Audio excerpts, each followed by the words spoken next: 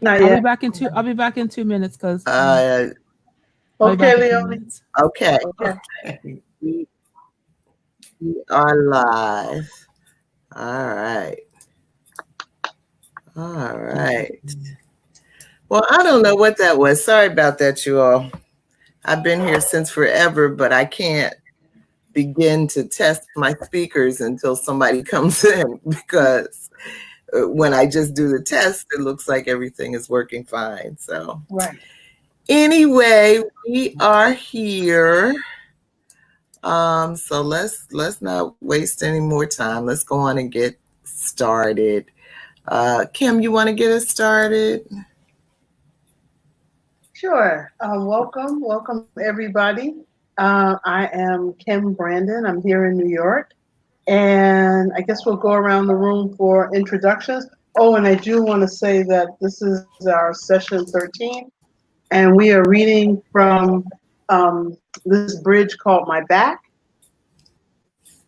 And so if folks can introduce themselves, and we can start with Gio. Gio, if you can introduce yourself. Sure. I'm Georgette, and I'm joining this our final meeting here in this session from Columbia, South Carolina. And here's my book. All right. Nicole? Yes. Hi, everyone. Nicole Wilson here. I'm joining from Houston. Yay. It's been a wonderful read. Oh, wonderful. Thank you for recommending this book, Nicole. Awesome. Thank you for reading, Kim. It's been lovely. And Michelle? I am Logo Michelle Odom. Hi, I'm Logo Michelle Odom, calling from Brooklyn, New York, with my book. Welcome. And Leonie will be right back with us. I'm here. Oh, and Leonie, go right ahead. Yes. Hello, everybody. I'm Leonie. I'm joining you from Vancouver, British Columbia, Canada. And my book is around here somewhere.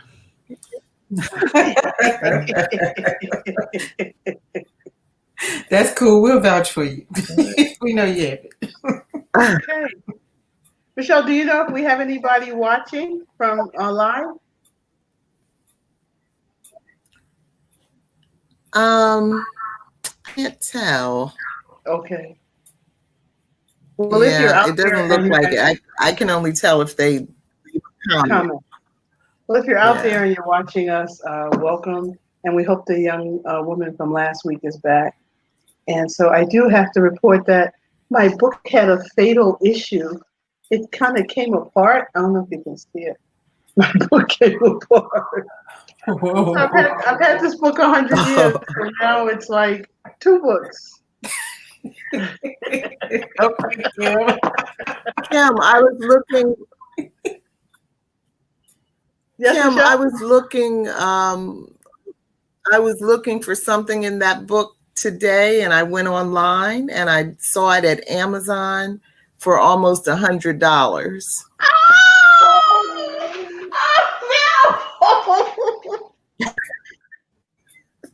Wow. My book. Oh my God.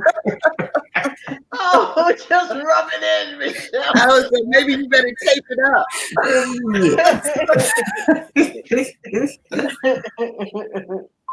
Oh man, I'm sorry. Yeah.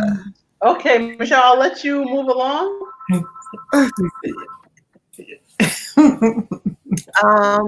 Okay. So anyway, of course, tonight is let me get my cameras together. Okay. Tonight is final night of our reading. Oh, now my messages are showing up in the stream. Wow. Let me hide them. Tonight's our final reading of this bridge called My Back. And throughout our reading, Kim, of course, has had version 1, and the rest of us have had version 4. So tonight we're kind of going to look at both of those versions. And we're in session 13, the 13th book that we've read together publicly. And all of our archives, video archives, are held on YouTube. We also have a page, the Global Black Feminist Reading Circle, on Facebook, where we send out invitations. Even though Facebook is messing with me now, and it would only let me send about 40 invitations to tonight's event. We don't know yet what our next book is going to be or when it's going to start, but we'll figure that out soon. So, welcome.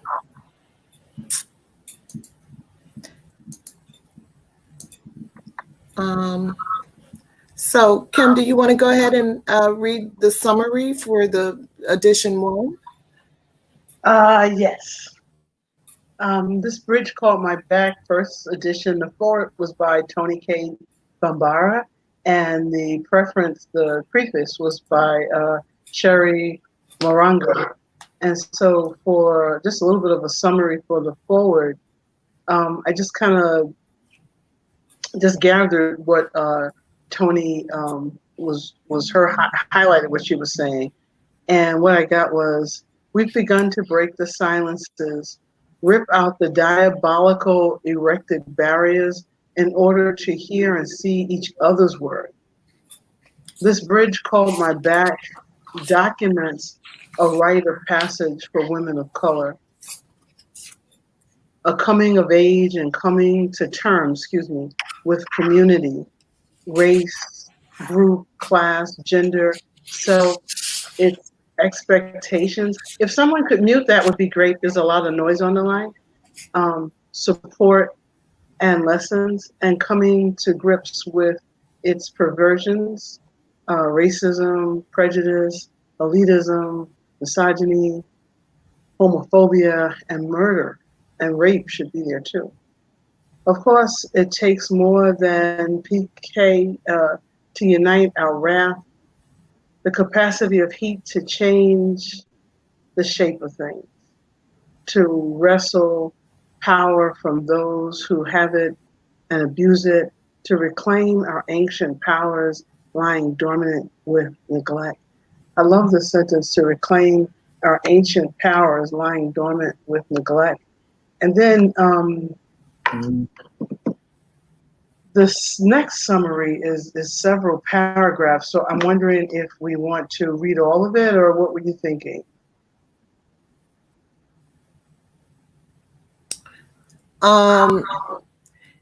Maybe just the first paragraph. Okay. So Moraga describes her journey and struggle, and to growing in consciousness and subsequent politification and vision as a woman of color. She shows us how the journey was both rewarding and painful.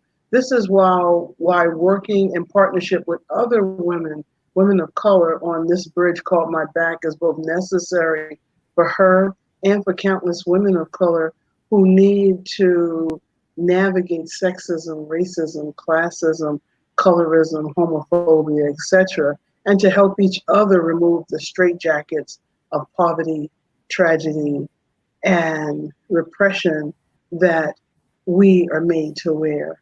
So I just love this book, and I just kind of say that she goes from talking about understanding what we experience from white women in feminist circles, and then she goes on to talk about what Audre Lorde says, is that sometimes you have to go within and look at what your own deep wells are in there. And then eventually she starts talking about how we need a different type of faith as activists. There's a faith that's required to do this work, and many before us have had it, and many after us will have it. And she wasn't talking about religion. She was talking about a sense of purpose and faith. And so I will stop there.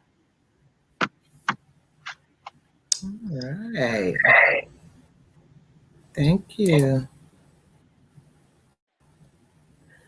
Well, let's look at your question. Okay, I have two little questions. And the first question is, and I'll just read this little bit at the end. I have dreamt of a bridge. Here we look at our own vision, dreams, and faith to find all there is needed to continue on this road to racial justice with the faith of activists who have come before and who will come after us. We will not settle for less than freedom, even in the most private aspects of our lives. This bridge called my back is a gift, a roadmap to all women of color, yesterday, today, and tomorrow. And the questions that I wanted to ask, and we can answer them as we go along, if we like. As we close our reading of this bridge called my back, have you rediscovered any ancient wisdoms, knowings, or blocks of tragedy that once known empowered you to continue digging for even more self-knowledge? And then the last question was, what, if any, part of the text stood out the most for you in this reading? And those were the questions. Thank you. Thank you. Mhm.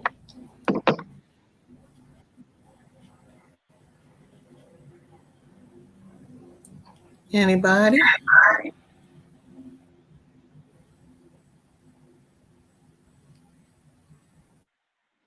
Well, I can start. One of Oh, go ahead, Michelle. No, go ahead. Go ahead. Okay. I thought reading this book got me even more in touch with the sisterhood and how I really need to be aware when I'm othering another sister. That when I'm saying, oh, she isn't in my immediate tribe, she's 2 tribes away. So it really helped me to start to look at all women of color from the same sisterhood. And I just love that. It feels like I've gone from, as they say in this book, from a minority to a majority. And that feels real strong. And when I meet sisters who don't know that I'm a part of the majority and so are they, there's this sense of patience and wanting to be inspiring more so than keeping that boundary there. So I think this book has helped me in many ways. And the thing that stands out the most with me in this book was that quote, that song by Billie Holiday, and how the song was supposed to, once you hear it, make rich white men jump out the window to their deaths onto concrete. And so it just makes you feel like, what is your power? What is your voice? And even if, that is not 100% true that you hear the song. But there is some truth in it, that as long as you're in your voice, you're not making somebody else rich. Hopefully. So that's where what I always remember is that Billie Holiday song. Anybody else? Wow.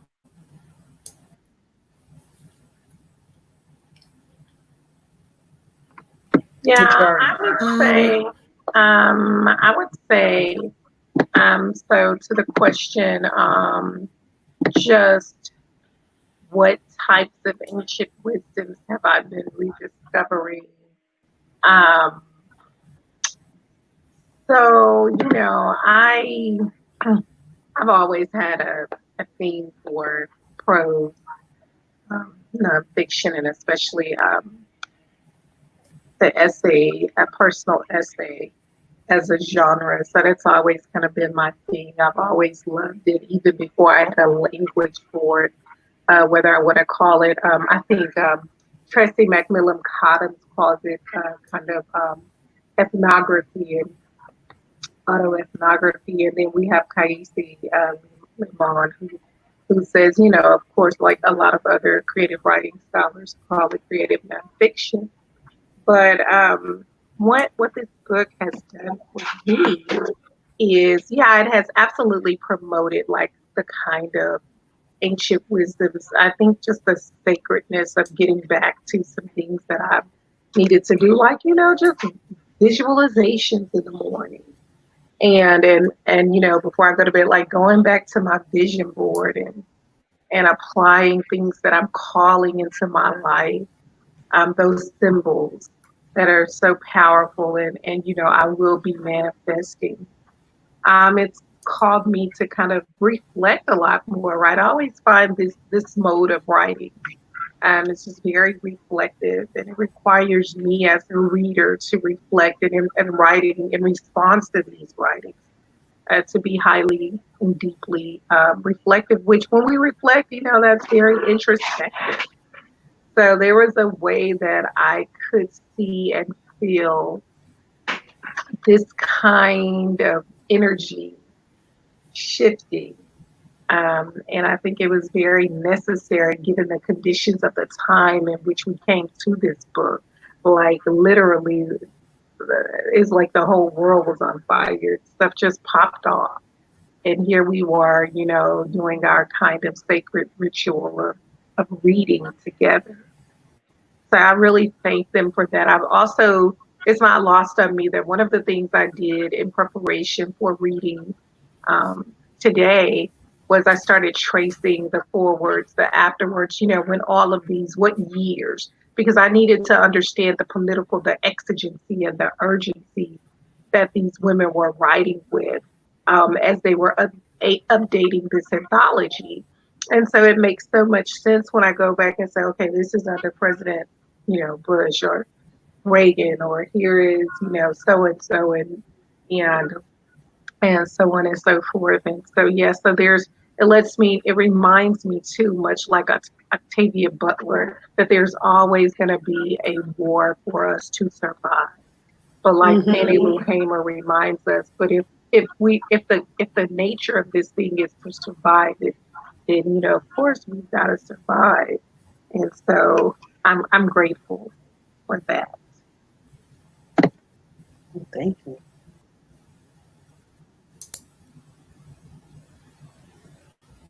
Thank you, Nicole.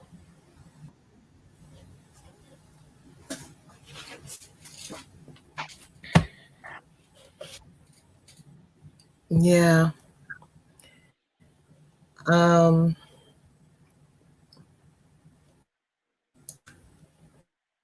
I don't know, just as you were reading, Kim, I was just thinking about all of the misogyny and, you know, all there's so much going on so many levels right now. You know, that is really, it's really mind-boggling. Like I'm thinking of the imagery of the fight that the governor of is having with Lance Bottoms, and the mayor of Chicago, and the woman governor of Oregon, dealing with, well, you know, they've sent the troops or somebody, who knows who, into Portland, Oregon, but Donald is around threatening to do this in other cities, including Chicago. You know, Chicago has a Black woman, lesbian mayor. And, you know, it just feels like we've got this backlash going on, so much because women have succeeded to a certain degree in moving beyond where we were at the time of this writing. But it's, you know, it's just, it's pretty ugly. There was a recent story about a Latina, the first federal Latina judge in New Jersey, and this white man who was a lawyer. Do y'all know this story? No. He was a lawyer, and he was into this whole misogynistic thing that was happening online. Apparently, there are a lot of, you know, hate women websites online. And so he had a lot of writings there. And he dressed up like a Federal Express officer, went to her house, killed her 20-year-old son, shot her husband. She was not hurt because she happened to be in the basement at the time. But he was saying, one of the things he said is that, you know, I wanted to ask her out, but I figured she would say no. You know, just incredible. Just the idea that if you can't control the way somebody else moves, you know, you're just going to kill them, force them,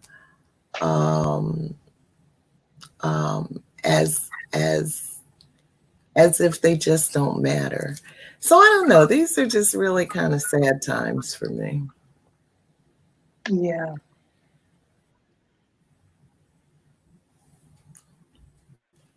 When you say that, Michelle, it just links to racism so strongly that if you can't control people of color, then you would prefer them to be dead. It's that same Right. illness. It's that same pathology that says, you know, if I'm not pulling somebody's strings, my self-esteem and my own worth is so low that if I can't control somebody somewhere, then I need to murder. That's just Yeah. I didn't know all the details of the story, so thank you for that. I didn't know all those details. Yeah.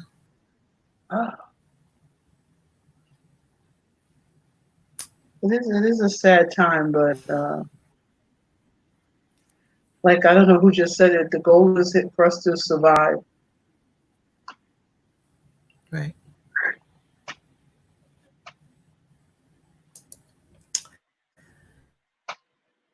Okay, so I guess I'll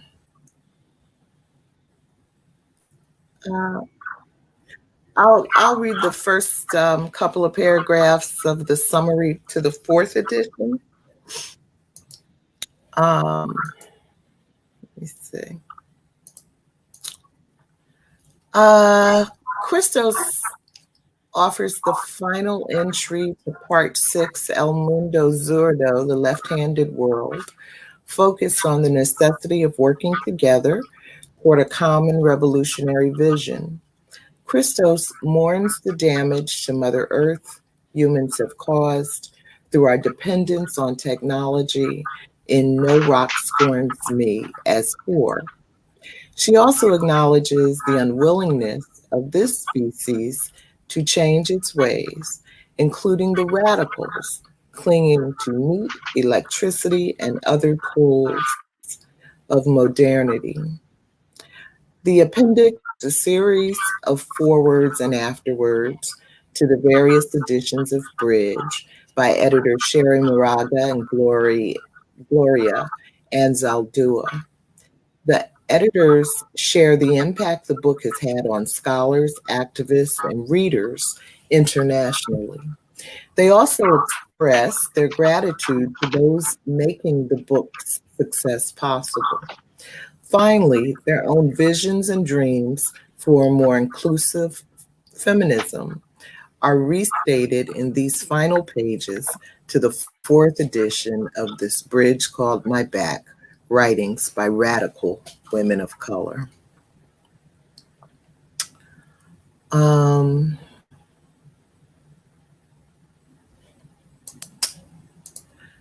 So could somebody read question 6? I'll read it. Question 6. It says, Yeah. We've come to realize that we are not alone in our struggles, nor separate, nor autonomous, but that we, white, black, straight, queer, female, male, are connected and interdependent. We are each accountable for what is happening down the street, south of the border, or across the sea. And those of us who have more of anything, brains, physical strength, political power, spiritual energy, are learning to share them with those that don't. And this is Gloria Anzaldúa on page 254. And the question is, what evidence of our connectedness do you see in the world today? For example, consider the diversity of the modern protest movement and the coronavirus. Thank you. Anybody?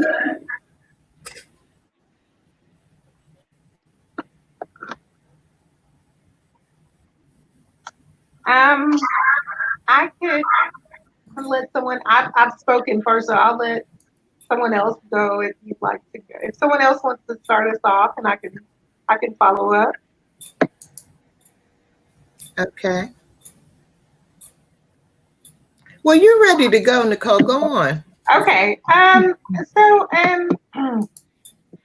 I think there's the evidence of our connectedness. And I think before we even have to kind of get to protest movements or, the pandemic, like just first, like thinking through the technologies that connect us, but also the ways in which we're still so separated, though we are linked through these digital networks. And so, these like technical infrastructure. And so I'm thinking through that, right? Because there's like just so much at our fingertips. There's so much we have access to. And I don't know, has it done enough in terms of consciousness raising? Like that is one of the clear-cut goals of this bridge. Like, consciousness raising. And as, Fred Hampton has stated, as Cherríe Moraga and others in this book have also indicated, like, if there's going to be, kind of revolt or some type of revolutionary change as a result of voices coming together, as are what the scholar Saidiya Hartman calls the chorus. The chorus bringing the voices building, right?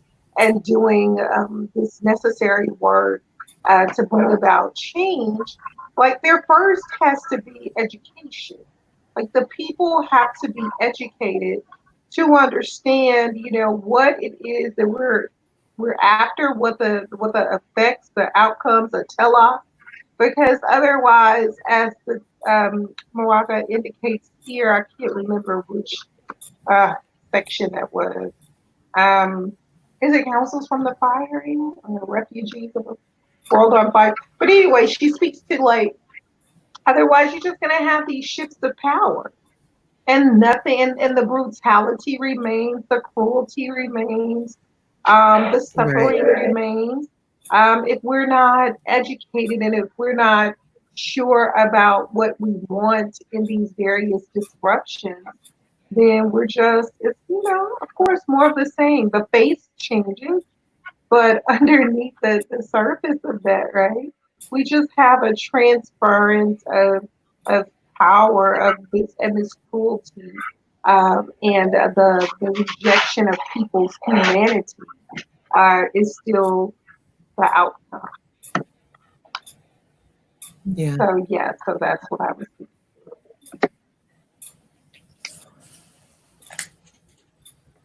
Thank you. Anybody else on that question? Well, I think evidence of our connectedness is that we're unable to escape the results of other people's prejudices and their belief systems. And then those who choose to wield the powers that they have for selfish reasons, motivated by hate or personal gain. And so Nicole, you said something very interesting about education. Mm-hmm. And so we see here magnified the miseducation of all peoples being laid bare with their acceptance and almost clamoring hunger to devour information that soothes them personally, irregardless of what truth. And then there's also what is truth? What are the facts? Who you will believe the words coming from whose mouth as your truth? And wow, on the one hand, it's heartening to see such a diversity in protests, because this is evidence, clear evidence that people have, not been sitting home twiddling their thumbs, and they really have time, because the pace has slowed down enough for them to see and recognize, oh yeah, there's a lot of stuff that has not changed, and we've come so far. What can I do now that I have time and am willing, right? And willing to put my something on the line to change what I see needs to be changed. That is encouraging. And then to mirror what Michelle said, is also discouraging to see them double down with triple exponential force on their radical hatred, misogynistic, homophobic, lamophobia. Okay, they will create it so that their comfortable lives in that little box that they have created never changes. Not seeing that they are just as imprisoned as the people who they wish to keep in prison, right? Just as you said, Kim, right?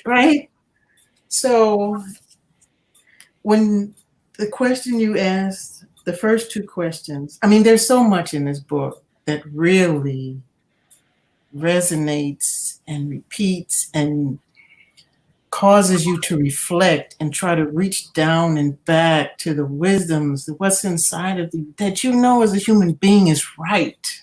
It makes you look at yourself and see how you've been complicit, in all of the wrongs that have gone on in your small sphere, as well as globally, right? I mean, you will have to become uncomfortable in order for someone over there in Venezuela to have food, right?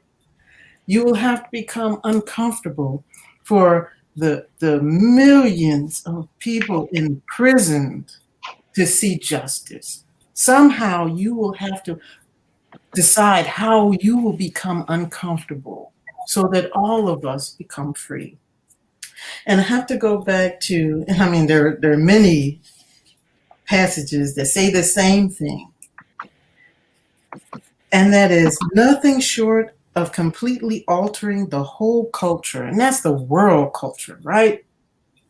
Can stop this destructive path that we are headed towards.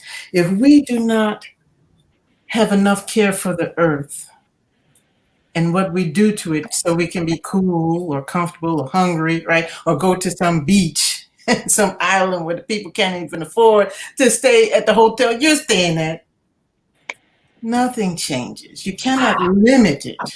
If we wish to change, we must change everything. And I think that is why here, how many decades later, we read these wonderful words of these women who were so brave. And I didn't realize that they had to be brave, first personally and then publicly, to write just these words, right? Just these words. Not stand on the corner, not shout from the rooftops, but just put it in a book among their peers who would accept them. That required bravery to disrupt, to cause people to think and acknowledge, hey, there's some shit out there that is not right. What are you going to do about it, okay? And you are not untouched by it. You either benefit or you are hurt by what's going on. And so if you are part of the problem, you need to be part of the solution. You can't hide from it, because here now, this virus, this biological weapon, whatever you wish to accept it as, it touches us all. It's overturning and exposing the financial criminality of countries, okay, of families who have encapsulated the wealth, captured the wealth of whole nations, put them in debt. You think your children, your college children, trying to, get their little small degree, are in debt. Think about a whole nation who is now under a thumb of an international financial management organization who says, no, you cannot have protection, military protection. No, you cannot have, you cannot trade, with the rest of us in this block until you hand over the resources that your country has. You're hit by a hurricane. What is it? It's called capitalist catastrophe capitalism, right? So you're hit by a hurricane, and this international banking fund, we can't help you unless you give us the rights to the oil on your land. What is that? What is that? This is people valuing, or organizations, right? A mindset. Let's just call it what it is. It's that mindset that I must dominate you. I cannot just feel for you. I can't just help you as a human being living on this earth so that you can create wealth and just the basic necessities for the people who live in your land. I must somehow have a piece of it because that's my goal, manifest destiny. What is that? That is the exact opposite of that feminine power. And later in our questions, we're going to see that on display, right? That, just blows your mind. Now, and that's the ancient wisdom, right? That's been subverted by westernized Christianity and Islam and you name a religion that needs to subvert another portion of their populace so that they may feel chosen. What kind of God is that?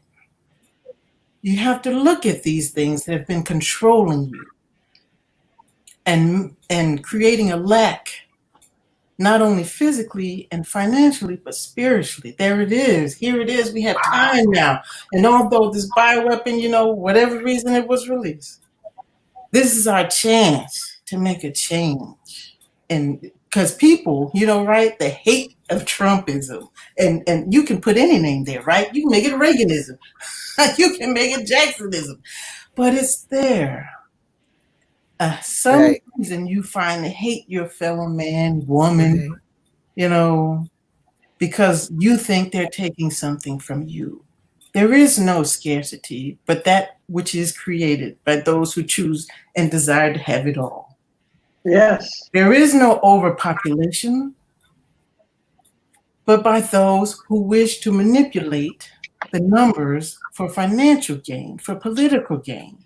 and then corral people into small spaces and create a sense of lack, a sense of disempowerment, so that, yeah, you feel, oh, there's so many people here, how can I survive? But over in Montana, where there's hundreds of thousands of acres and a few people control it, Jackson Hole, is it not the enclave of billionaires? Okay, millionaires? How have they gained that property? Because they're thieves, like many of us. And we've got to look at that, right? We've got to look at how we are stealing from each other, because we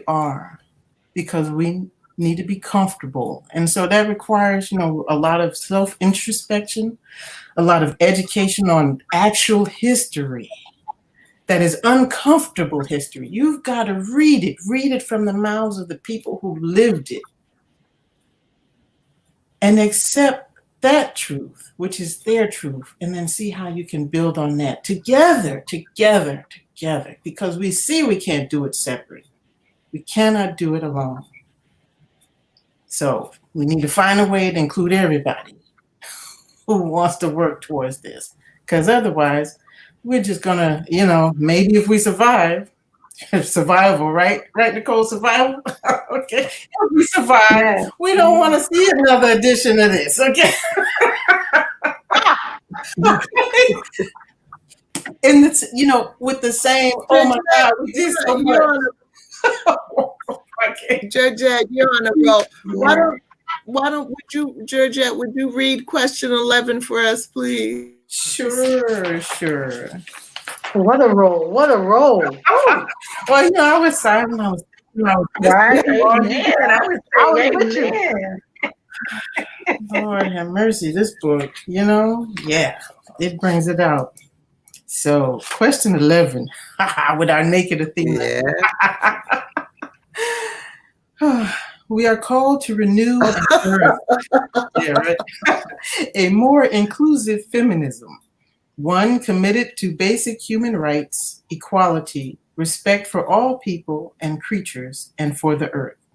As keepers of the fire of transformation, we invite awareness of soul into our daily acts, call richness and beauty into our lives, bid spirit to stir our blood, dissolve the rigid walls between us, and gather us in. May our voices proclaim the bonds of bridges. Gloria Anzaldúa, pages 265 to 266.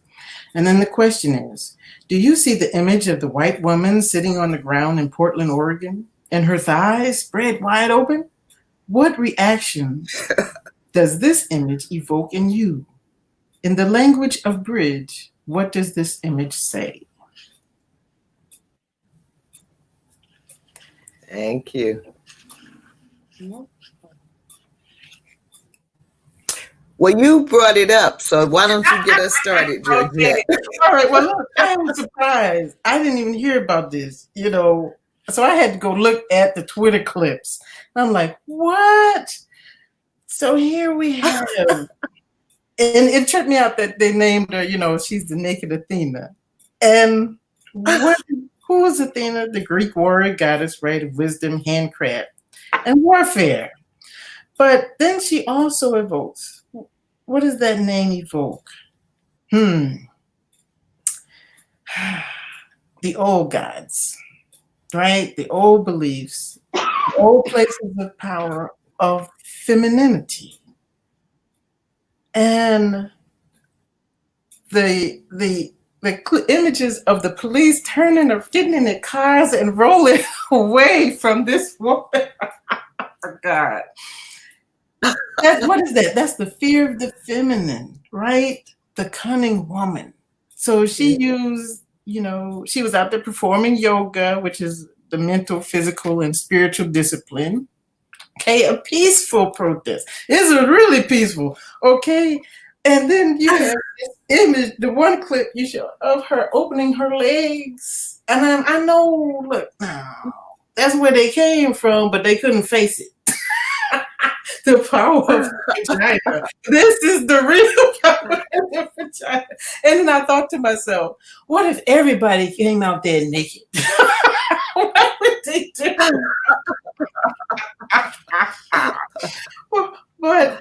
But okay, so you say in the language of bridge, what does this image say? And so I was able to find a small quote from Audre Lorde on page 90 that said, the true nature of old feminine power. So that's what I see there. She's using her, what was it? Oh, no, I just had it. Oh, her privilege, right? Her cultural power to make a point. Yeah. And it's so amazing. Okay, I can't wait to see what Trump tweets about that.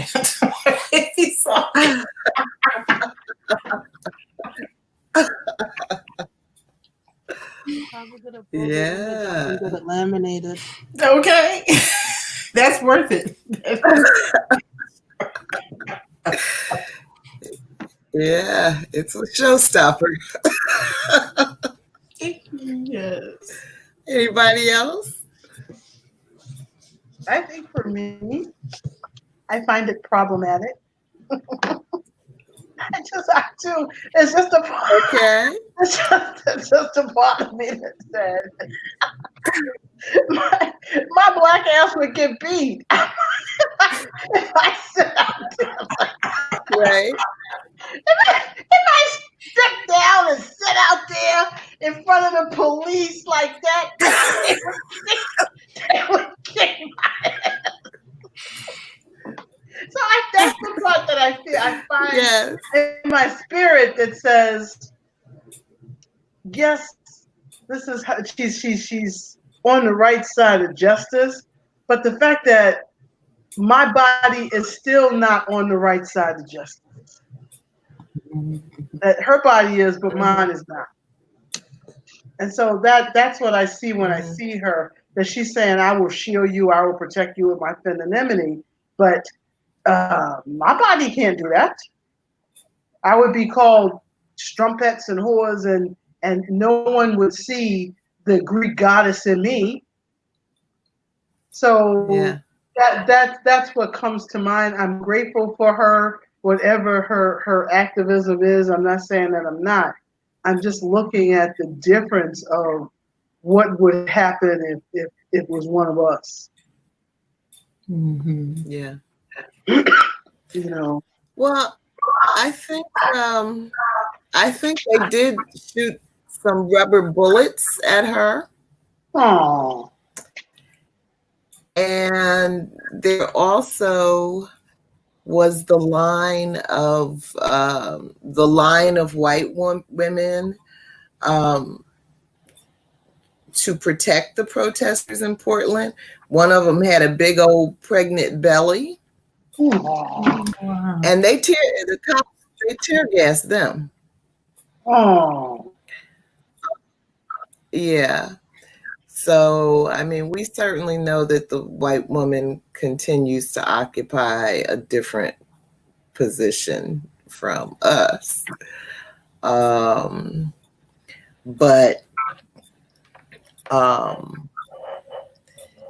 yeah, like I said, we're I think from a misogynist point of view, women are out of control. And it really doesn't matter what color you are, you're out of control. And and you have to be put in line. And so, but she certainly got their attention.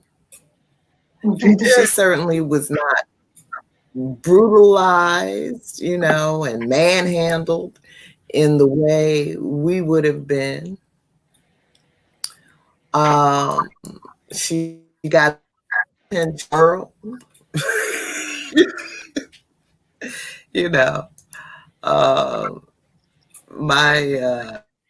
my first reaction when I saw it, I said, now that's pussy power.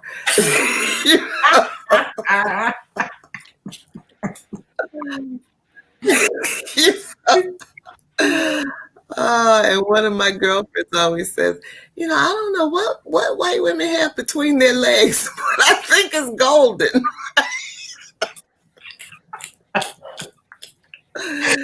So one of the bridge essays talks about using your cultural capital, using your access on behalf of others.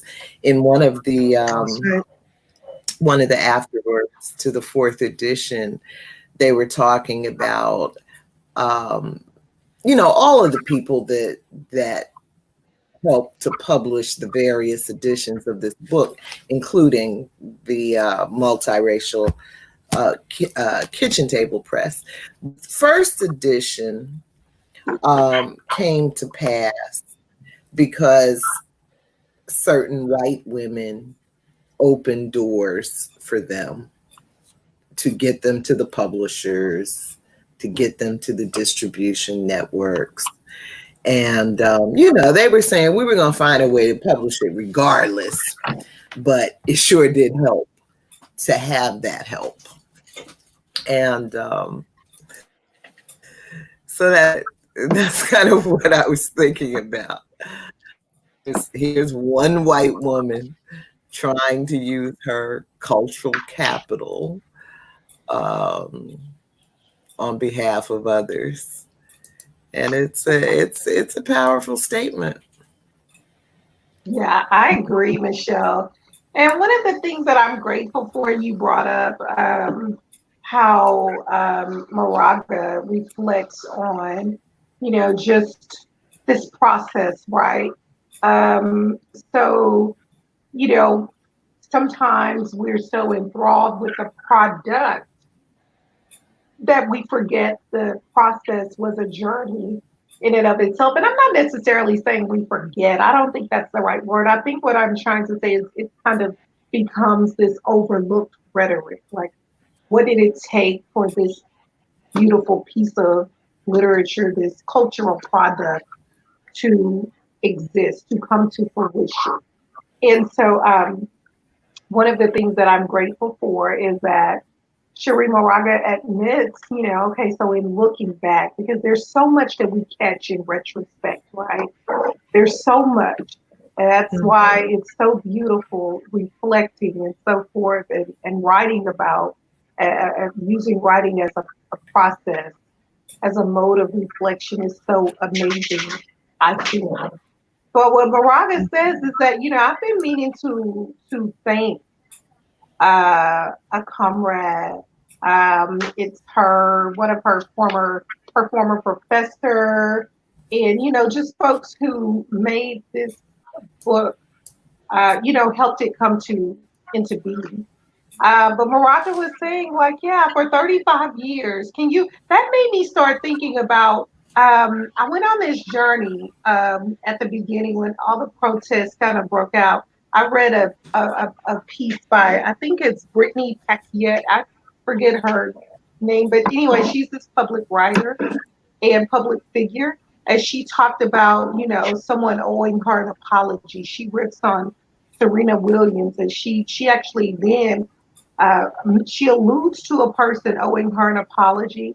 And then when the protests jumped off here this year, she tagged his Twitter account. It's like, you owe me an apology. And he's someone who works for Fox News, and I think she's and she works for the MSNBC and a community organizer and so forth. Anyway, they went to the same kind of elite private high school, and so there was this kind of conflict. And so I know that I had been on this thing like, well, thinking through, like, who owes me an apology? But after reading, I'm closing out here, I started thinking in retrospect, like, who do I need to thank? Like, what gratitude have I not showed, or, you know, I don't want something, and I'm grateful that Moraga understands that, like, now is the time. Like, I've been meaning to say thanks for 35 years, she says.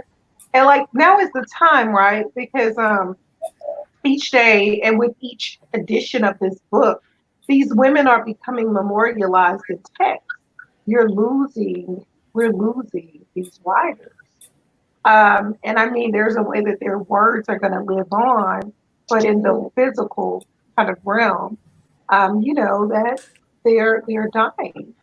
And so I was also just thinking about, just as a practice, we talk about those ancient wisdoms.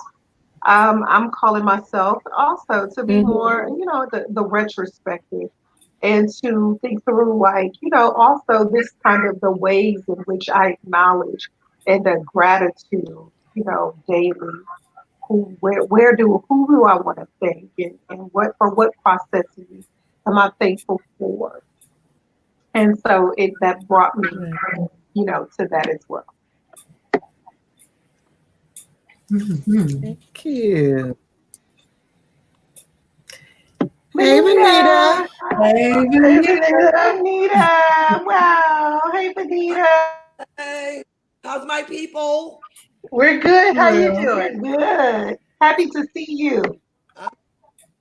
I'm doing. Do your introduction.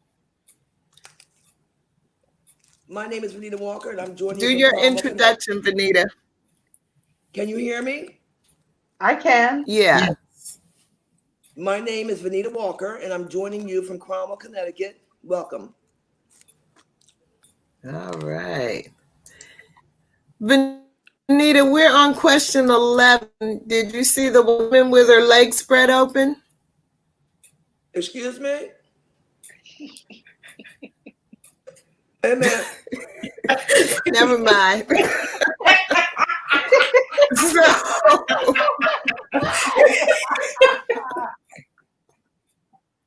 All right, let us take it from the. Can we take it from the top again? Never mind. So Okay. I'll tell you about it later. So please do. So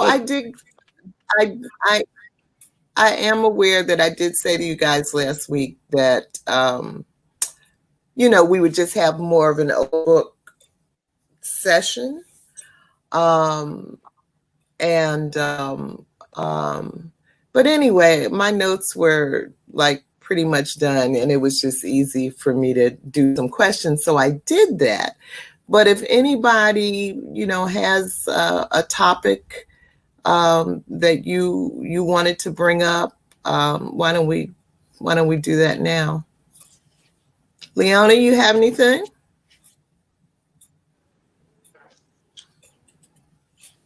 Yeah, I think the thing that I want to bring up is that like the appreciation that Kim had shared early on about what kind of like she gained or what came into focus in the reading of this book, in that recognizing like an international sisterhood, or a sisterhood that goes outside of just the experience of Black women or Black feminists.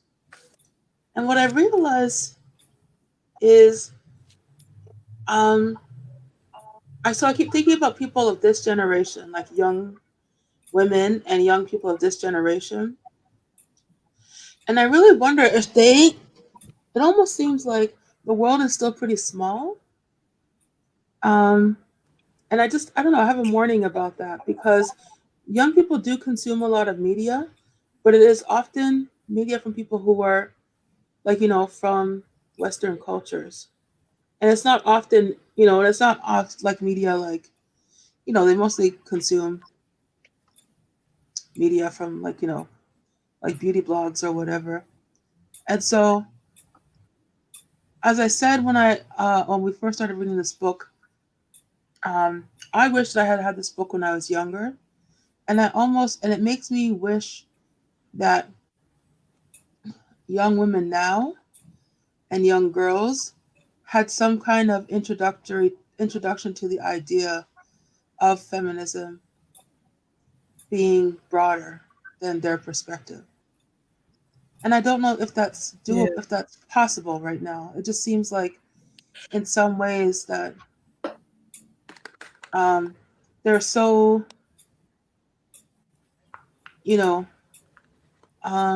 so few movements are international in that way.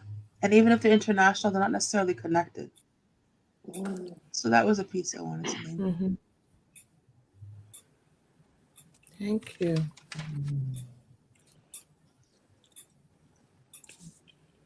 Yeah, it's hard. And yeah, you know how Nicole mentioned earlier,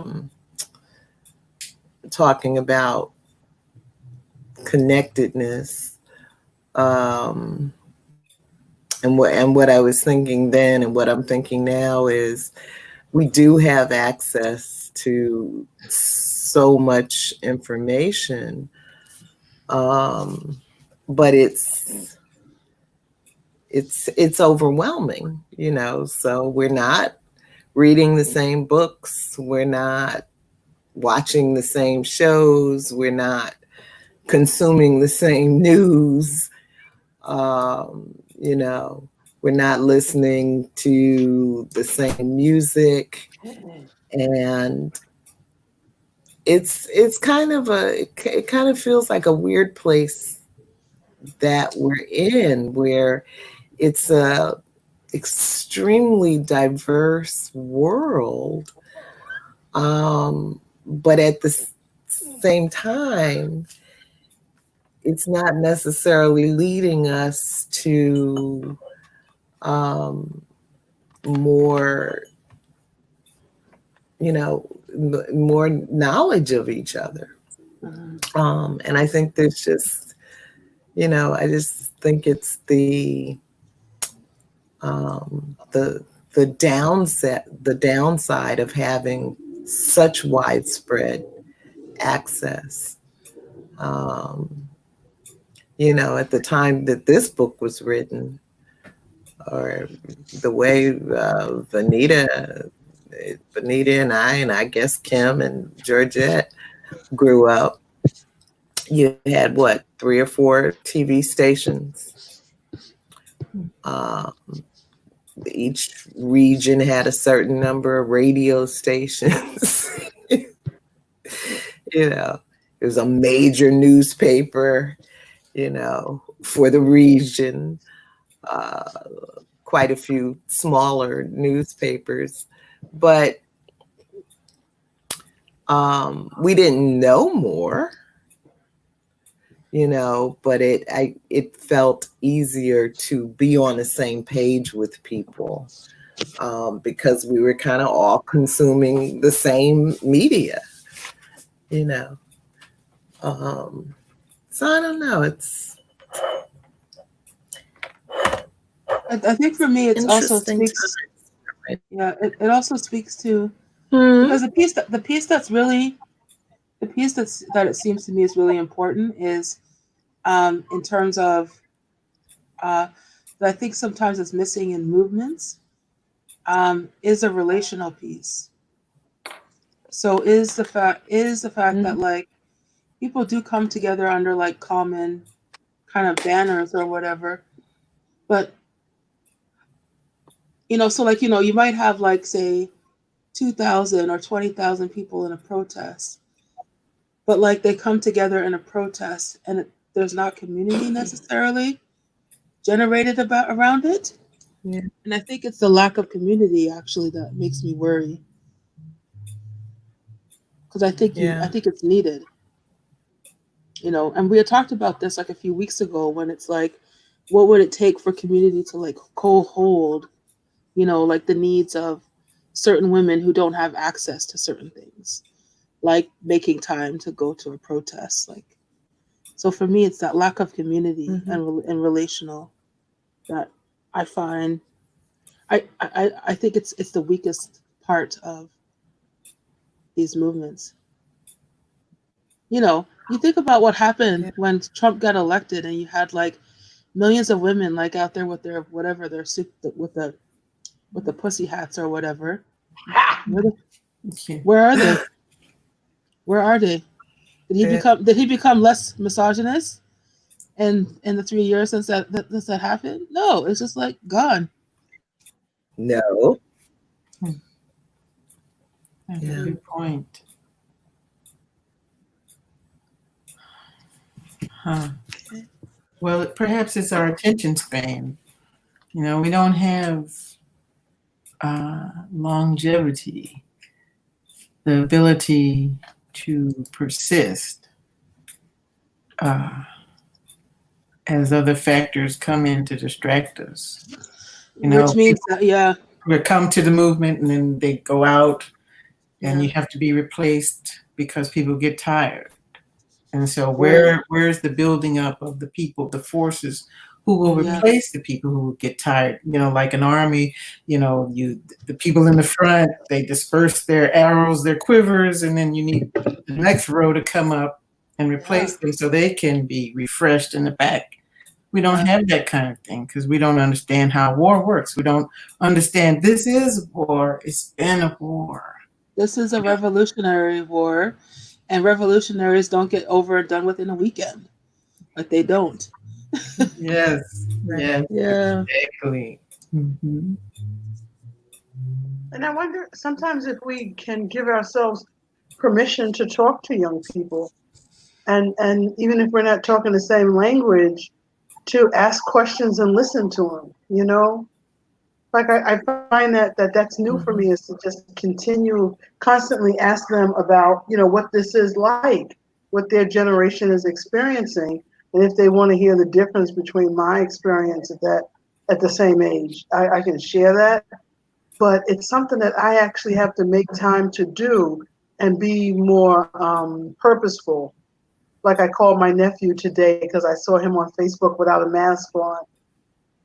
Uh-oh. So I said, wait, I said, you got, you know, you're an auntie, you got juice, you got power, and you could go talk to any of them about anything. And when you see young people, you could go and talk to them too. And so this shouldn't be news to us, but I wonder how much my generation drops the ball for a whole host of reasons when we know that for people of color, it takes a village. Mm-hmm. You know, so as long as I'm sitting here behind my TV, then I'm not a part of the village myself, and no one's, you know, raising the kids if you can catch them. If you can catch them and talk to them. Yeah. But I love one of my friends, Dr. Ya. She is once a month has this online meeting for youth, and she just invites people to come in for the youth to interview. And so at the end of the month, she's having a program for youth to interview global thinkers, women who have a vested interest in different countries other than this one. So I like that there are these things, and how do you find out about them and support them is another question. Mm-hmm. Mm-hmm.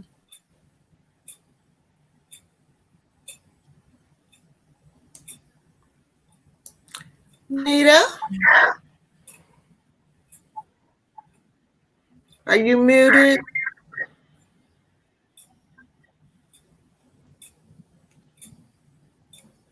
Yeah. Venita, was there anything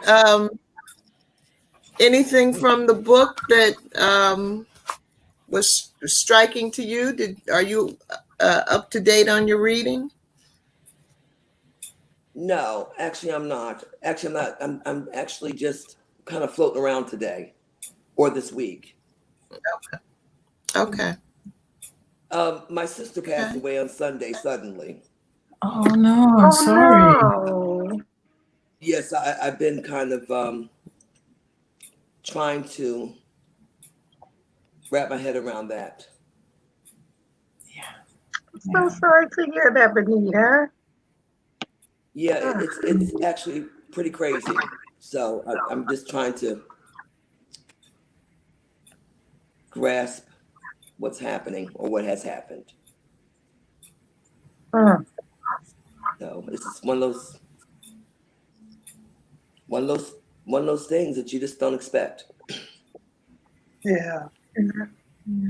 Well, thank you for being here with us, given obviously you're grieving. And, I'm here, so if you want to text, talk, whatever, just know I'm here. Actually, being here makes me feel good because, I mean, she's fine. We have to deal with today. Yeah. I mean, she's doing okay. So we have to figure out how we're going to get through this and everything else is coming our way. That's right. Mm-hmm. What are you going to do? Life has to go on while we're living. What you going to do? That's Nothing. right. So I think we need to worry about us because Annette is feeling okay right about now. She's not dealing with the corona. She's not dealing with protests. She's not dealing with the beatdown. She's just chilling. Yeah. Oh, well. I Michelle, when I came in, you was talking about somebody had their legs open. What? I didn't read everything, but what were you referring to? There's a question 11 on the agenda. There's a white woman in Portland. You know how they've sent the unidentified officers in to snatch people off the street, and you know how they've just got a lot of drama and trauma going on in Portland. And she was doing yoga, but she was naked, and she set the images. She's sitting on the street, the concrete. Now that's another thing. I can't imagine putting my bare ass on the concrete. But she's sitting on the concrete with her knees up and her thighs wide open. And in front of her is a line of officers. Oh. With guns and whatnot. Oh, so, I guess that's a new way of protesting. This is new. I said it's a showstopper.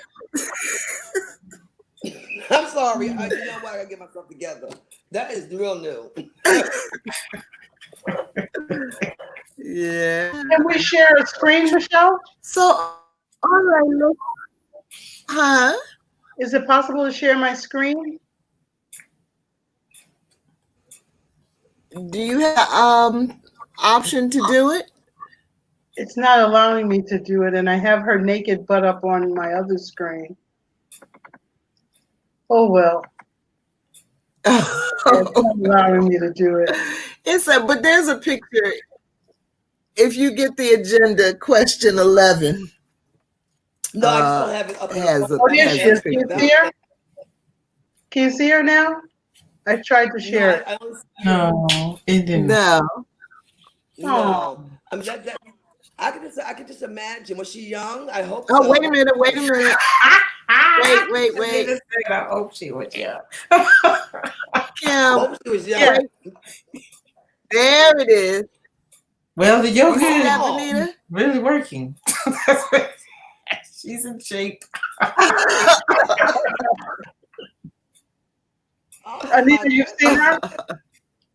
Yeah, I see her. I don't know what to say about all. I don't know what to say about that. I mean, we did a lot of protesting back then. We wasn't even trying to protest like that. No. I mean, you know what? No. Yeah, that I can't say what I want to say, but you know what? That's something I expect. That is something else. That is really that is really something else right there. That's something right there. So that was supposed to hold back the police. I'm sure it did.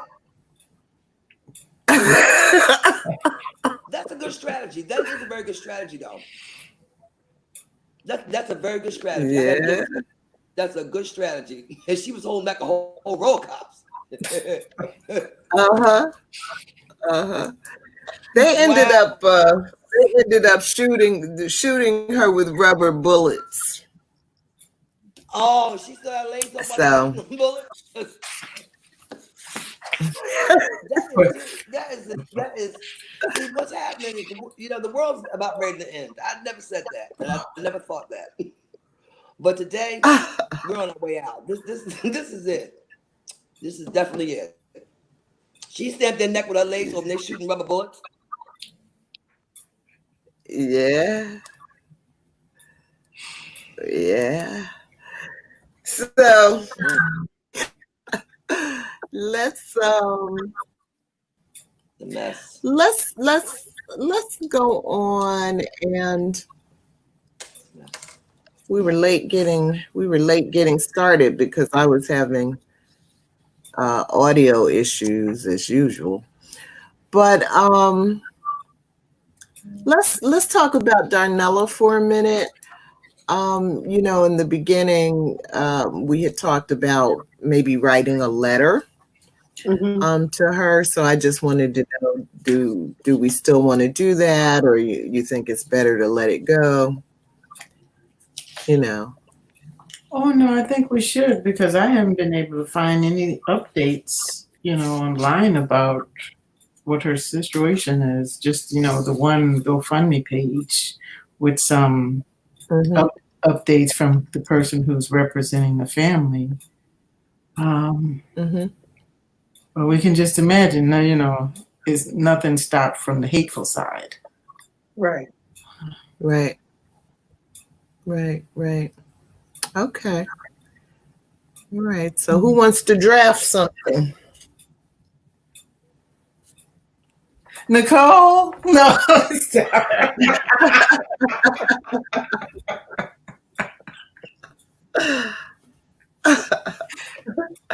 No, you busy? Okay, Leonie.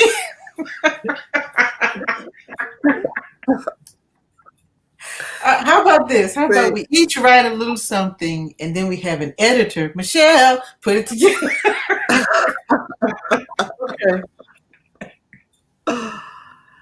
Okay. Yeah, I'm dissertating, you all. I'm so sorry, but oh my God, this is taking all of my energy. It's hard, but I'm almost done. So All right. Hang in there. Hang in there. But I'm glad to help. Yeah. Okay. So we'll continue to work on that. And so,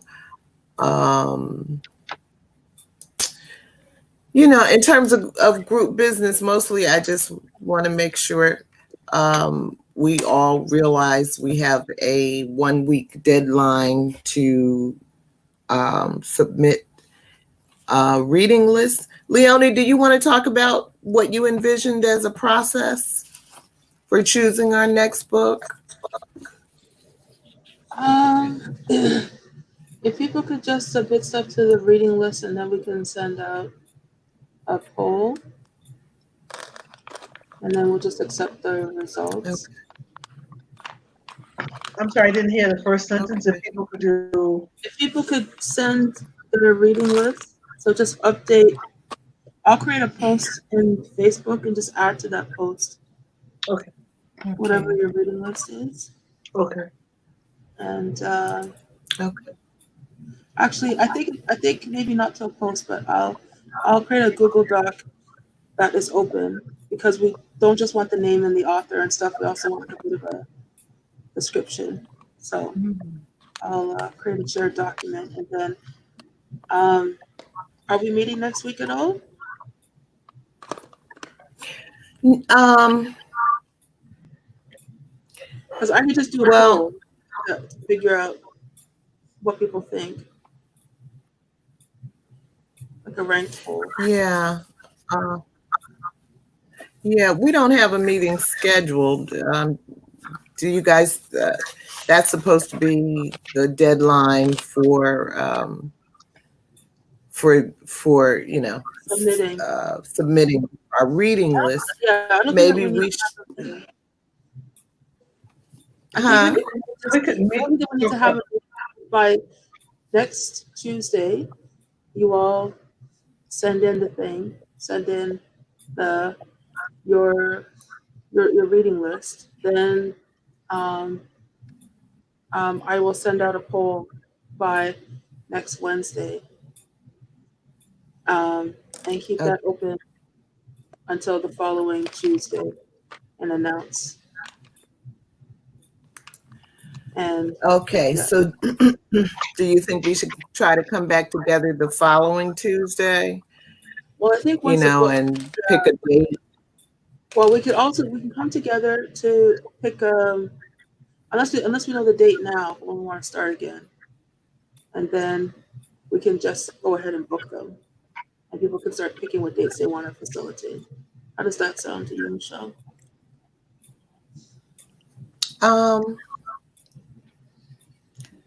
Pick a date now, you're saying? Yeah, if we pick a date now, if we want to start this again. So are we starting like in September? Yeah, that's fine. Are we starting in August? Okay.